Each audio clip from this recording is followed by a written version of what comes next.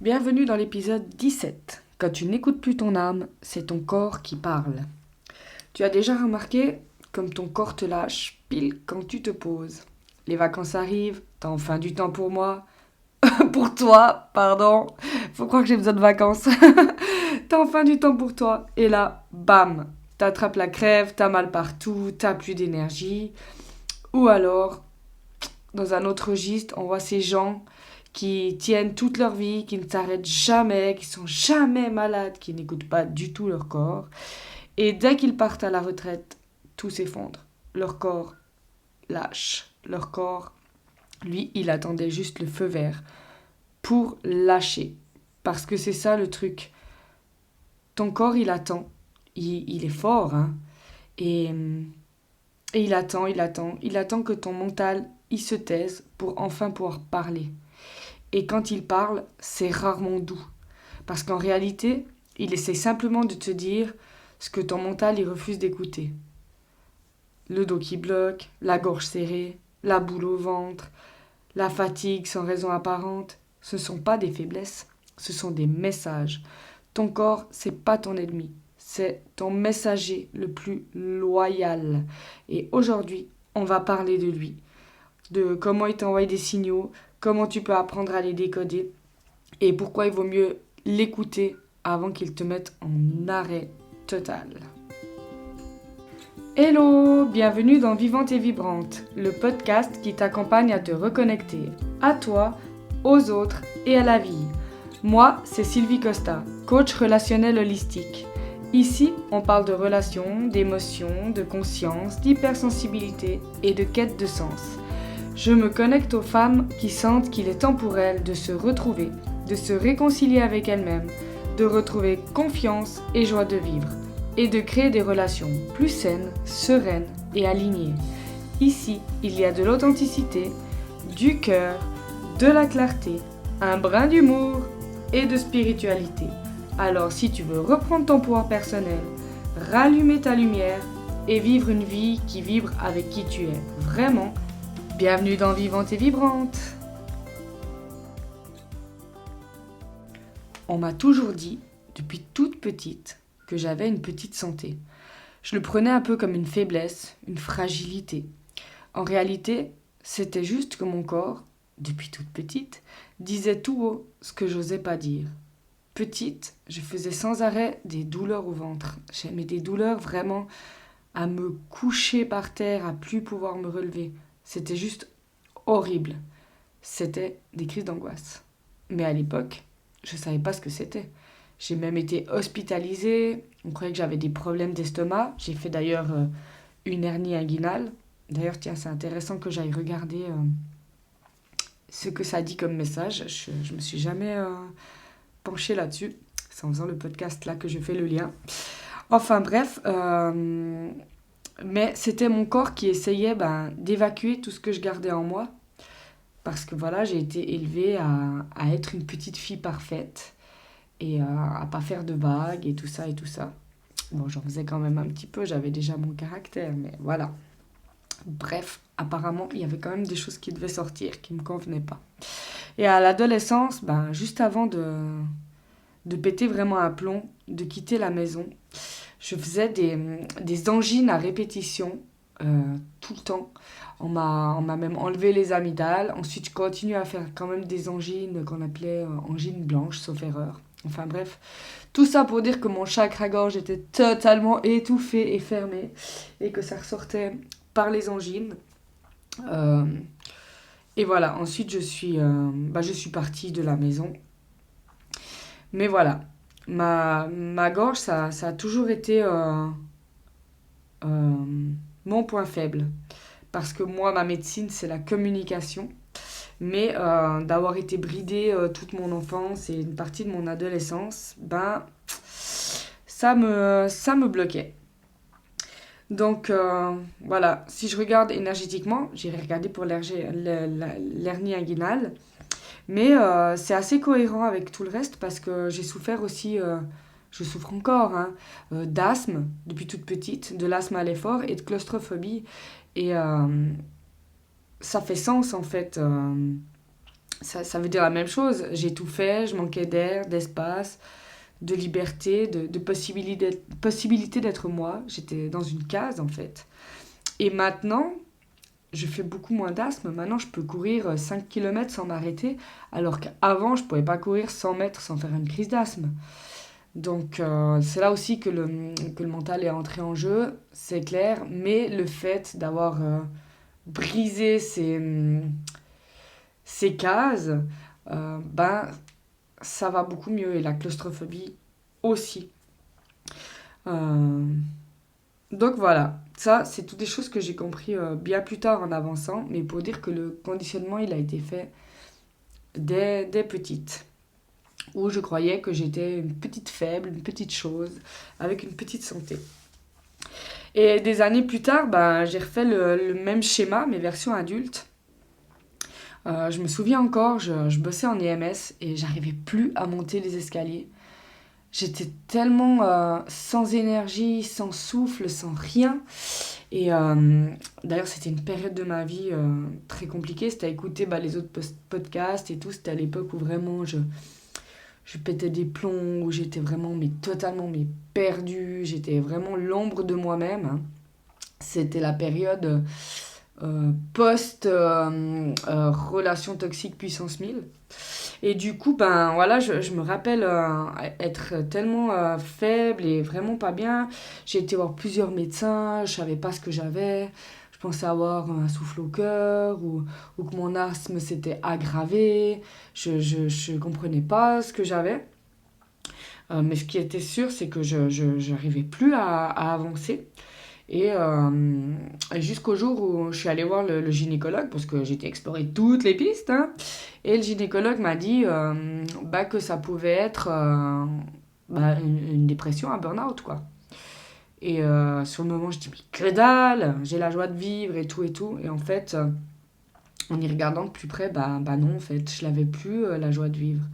Et effectivement, je faisais mon premier burn-out, ou en tout cas le burn-out dans lequel j'étais consciente de le faire. Et plus tard, j'ai compris que c'était pas un burn-out lié au boulot, en fait. C'était un burn-out existentiel, un burn-out de vie. Et voilà, du coup, j'étais totalement épuisée, émotionnellement, physiquement, intérieurement. Mais je refusais de l'entendre jusqu'à ce que mon corps il me parle à ma place. Parce que voilà, j'étais dans le déni, hein. Comme je t'ai dit, quand le gynécologue m'a dit peut-être que c'est un burn-out, mais que dalle, j'ai la joie de vivre. Donc j'étais vraiment dans un total déni, je ne m'écoutais mais vraiment pas, quoi. Je sortais tout le temps, je faisais la fête, je bossais, et voilà, quoi. Mais c'était sortir et faire la fête, c'était pour camoufler un mal-être, hein. Donc voilà. Et, et du coup, ben voilà, j'ai été mise en arrêt, on m'a virée, enfin bref, super. Mais ça a été vraiment une occasion pour moi de faire un petit reset et de prendre soin de moi et de... Pardon. Ah, ma gorge travaille du coup. Et de repartir à zéro. Ensuite, ben, il y a eu un deuxième round. Après ma séparation, quand il a fallu parler argent, donc le rapport à l'argent, chez moi, c'est transgénérationnel, hein. C'est un rapport à l'argent très compliqué, que je suis en train de travailler, où j'avance aussi énormément. Mais du coup, quand il a fallu parler d'argent, j'ai eu tellement peur de manquer, tellement peur de plein de choses, que mon corps, il s'est littéralement figé. Je ne pouvais plus bosser, je ne pouvais plus bouger. J'ai passé, je crois, 3 semaines sur le canapé à plus pouvoir bouger, mais c'était l'enfer. Mais c'était mon corps qui me disait, mais stop, là, tu peux pas continuer comme ça. Et là, j'ai dû prendre des décisions. Et ces décisions, elles m'ont totalement changé la vie, elles m'ont défigé. Ça a été justement de travailler aussi sur la peur du manque et de prendre des décisions en conséquence. Mais voilà, pour dire à quel point ce qu'on vit intérieurement et si on ne s'écoute pas, ça a des répercussions sur notre corps. Mais clairement. Et récemment, pour dire la différence, c'est que la première fois, ça m'a pris des mois, voire des années à me remettre de ce burn-out existentiel. J'étais sous médicaments, j'étais suivie et tout. La deuxième fois, ça m'a pris aussi des mois, mais genre 1 ou 2 mois, et ça a été. Et là, récemment, j'ai dû reprendre un job alimentaire parce que je me fais aussi coacher pour avancer dans mon business. Mais ça me coûte une blinde. Et j'ai dû trouver un job alimentaire pour me payer ce coaching. Et quand le chef à l'entretien il me dit ouais, par contre il faudra que tu sois dispo pour l'entreprise. Euh, voilà, c'est l'entreprise qui passe en premier et tout. Bah, sur le moment, bon, j'étais à l'entretien, j'étais dans le mood, j'ai dit oui, oui et tout. Et ensuite, quand j'ai dû prendre la décision si j'acceptais ce travail ou pas, mais ma gorge, elle s'est serrée, je me suis sentie étouffée, emprisonnée. Je me suis dit, mais là, c'est pas ok, Sylvie, en fait.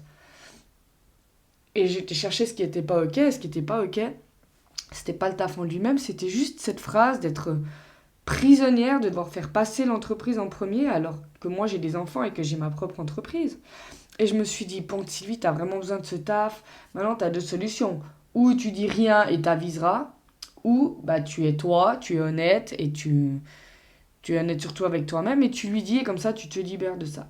Et c'est ce que j'ai choisi parce que je me suis dit que si je lui disais pas, j'allais être tout le temps tendue avec ça et de nouveau mon corps et tout ça et tout ça.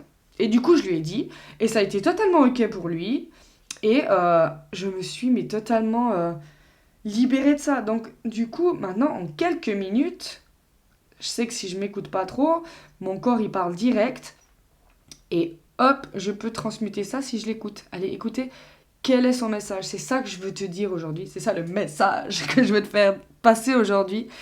C'est que bah, parfois on est pris dans le tumulte de la vie et on ne s'écoute pas, on ne prend pas le temps de s'écouter, d'écouter son âme, d'écouter. Voilà, c'est le mental qui prend dessus. Il faut y aller, il faut avancer. T'as pas le temps de t'arrêter, de ralentir, de t'écouter. Tout ça, tout ça. Tu connais le truc. Mais si tu le fais pas, c'est ton corps qui va le faire. Et si vraiment tu n'écoutes pas ton corps, ça peut être très violent. Mais vraiment. Donc, apprends vraiment à te reconnecter à ton corps, à bah déjà à te connecter aussi à toi, à ton âme. Mais voilà, on sait que c'est des fois plus difficile parce que c'est moins concret, que le corps c'est plus concret parce qu'on la sent la douleur, hein. Je vais d'ailleurs te dire les signaux les plus fréquents qu'on ressent. Bah voilà, il y a le premier signal c'est la fatigue, hein, la fatigue constante.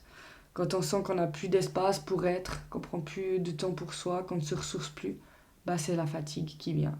Même si tu dors, tu fais tes 8 heures de sommeil et tout ça, déjà souvent tu as de la peine à t'endormir parce que voilà, autre signe, les insomnies ou de la peine à l'endormissement parce que tu cogites et tout ça et tout ça. Donc voilà, la fatigue, un des signaux fréquents. Une autre, bah, la tension dans la nuque, le dos, les épaules. Ça, c'est signal de trop de responsabilité, trop de contrôle, trop, quoi. On en a sur les épaules, c'est ce qu'on dit, hein, trop sur les épaules, ou j'en ai plein le dos, tout ça, ces expressions qui vont avec. Les troubles digestifs, c'est ce que tu n'arrives pas à digérer émotionnellement quand tu as des problèmes de ventre. Même le poids dans le ventre, hein, c'est lié au cortisol, c'est le stress. Donc, donc voilà, c'est les émotions.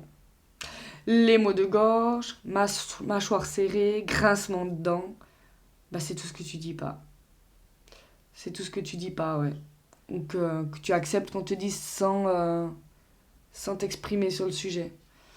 Ça peut aussi être ça.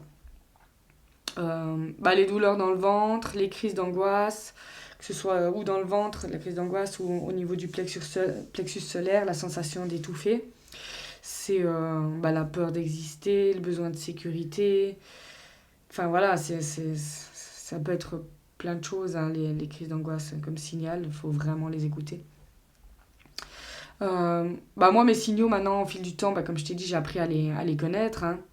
Donc, moi, je sais que quand je vais tomber malade, quand j'ai trop de fatigue, bah, c'est les dents. J'ai des douleurs dans les dents ou les gencives qui saignent, des inflammations des gencives. Ça, c'est parce que la nuit, bah, je pense que je stresse inconsciemment.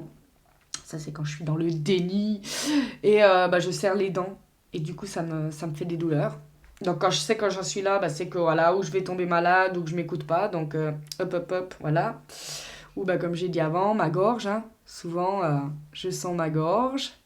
Mon chakra-gorge qui s'enflamme un petit peu, c'est quand voilà, j'ai trop tiré sur la corde, à pas m'exprimer sur ce que je devais m'exprimer. Souvent, c'est à moi-même hein, aussi, que je m'exprime pas à moi-même, c'est quand je suis dans le déni de certaines choses aussi.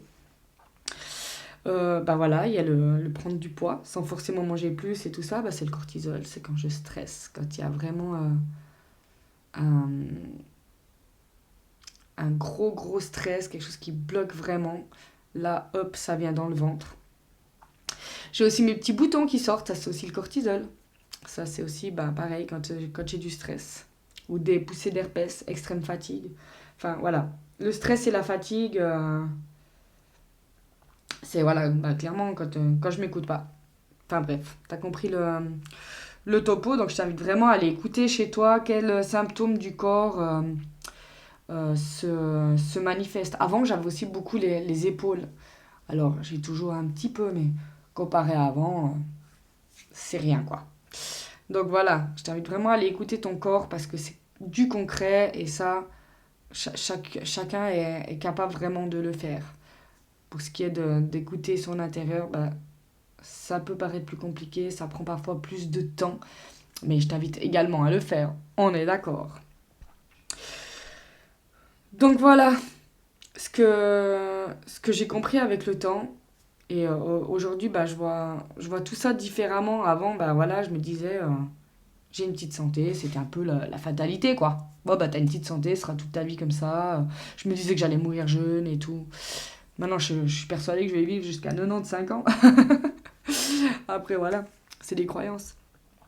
Mais maintenant, je me dis plus que j'ai une petite santé. Je vois un corps hyper connecté, sensible, fidèle. Il me parle dès que moi je m'éloigne de moi. Et quand je suis alignée, quand je vibre, quand je m'écoute, mais je suis jamais malade. C'est vraiment une réelle constatation. J'étais tout le temps malade avant. Et maintenant, je le suis plus ou très peu. Des fois, voilà, hop, je m'écoute pas trop parce que des fois, on n'a pas le choix, on est d'accord. Hein. Des fois, il y a des périodes dans le taf où faut y aller, faut y aller. Mais il faut quand même à un moment donné se dire, ok, là j'ai donné un peu. Maintenant, il faut que je reprenne un peu du temps pour moi. Et du coup, mon corps, il me lâche plus autant qu'avant. Ça, voilà, comme j'ai dit, ça arrive, mais c'est extrêmement rare. C'est aussi ça qui me pousse à vouloir être indépendante. Hein. C'est pour m'écouter moi. Après, voilà, on n'a pas tous ces possibilités-là. Ouais, en vrai, je retire ma phrase. On a tous la possibilité de faire ce qu'on veut. Il faut juste se donner les moyens. Mais ce que je veux dire par là, c'est qu'on n'est pas tous faits, on n'aspire pas tous à être indépendants. Voilà, c'est ça. Du coup, oui, je voulais aussi parler du fait de s'écouter. C'est aussi dans le cycle féminin, dans le cycle menstruel. Parce que ça aussi, avant, j'avais des douleurs, je pleurais sur les chiottes, sur les toilettes. Je me suis dit dans ma tête, je me dis, dis pas chiottes, je l'ai dit quand même. Bon, bref, sur les toilettes pendant une demi-heure avant d'aller bosser, c'était horrible. Je devais prendre des médocs et tout. Et depuis que j'ai vraiment appris à connaître mon cycle, à m'écouter et à faire à faire la paix avec mes règles, à devenir pote avec elles, et maintenant, j'ai plus de douleur. Alors oui, forcément, j'ai quand même un peu la fatigue parce que forcément, c'est des gros changements hormonaux dans le corps, ça on n'y peut rien. Mais le fait de l'accepter, de faire avec, d'être plus douce avec moi à ce moment-là, de ralentir, ou si vraiment j'ai pas la possibilité de ralentir, je parle à mon corps. Tiens le coup aujourd'hui, t'as pas le choix, je me reposerai demain. Enfin voilà, tout un processus. Voilà, juste de se reconnecter à son corps, à son cycle. Pour moi, ça a tout changé en fait. D'ailleurs, je vais, je pense, proposer tout bientôt un atelier sur le sujet. Parce que je trouve que c'est hyper puissant, hyper pertinent et à la fois hyper simple. Donc voilà. Voilà, ça arrive à la fin de l'épisode. Je me suis perdue totalement, comme souvent. Donc voilà, la prochaine fois qu'une douleur revient, D'aller chercher un médicament, demande-toi qu'est-ce que mon corps essaie de me dire. Ça peut être les maux de tête, j'ai oublié d'en parler. Les maux de tête aussi, ça c'est quand on a trop de choses dans la tête, quand on laisse pas sortir, quand on ne veut pas prendre le temps de ralentir ou de... Enfin voilà, ça se manifeste différemment chez les gens. Après, il y a le dictionnaire, les mots de l'âme, les mots du corps, qui peuvent être intéressants, qui peuvent donner des pistes, si jamais. Mais voilà, demande-toi qu'est-ce que mon corps essaie de me dire, à quoi je me force encore, quelle émotion me traverse et que je laisse pas, que je garde, que je laisse pas justement juste me traverser. Enfin voilà, qu'est-ce que tu n'exprimes pas? Parce que voilà, ce que tu n'exprimes pas, ton corps il finit toujours par l'exprimer à ta place. Ton corps il te punit pas, il te rappelle à la vie, à toi, à t'écouter. Donc c'est pas ton corps le problème. Ton corps c'est pas un problème, c'est ton baromètre. Et à chaque tension, à chaque douleur, chaque fatigue, ça te montre que tu t'es éloigné de toi. Alors non, c'est pas que dans ta tête, c'est pas que t'as la flemme ou que t'es faible ou autre. C'est un message de ton corps et c'est un message précieux. Parce qu'à travers ton corps, c'est ton âme qui parle.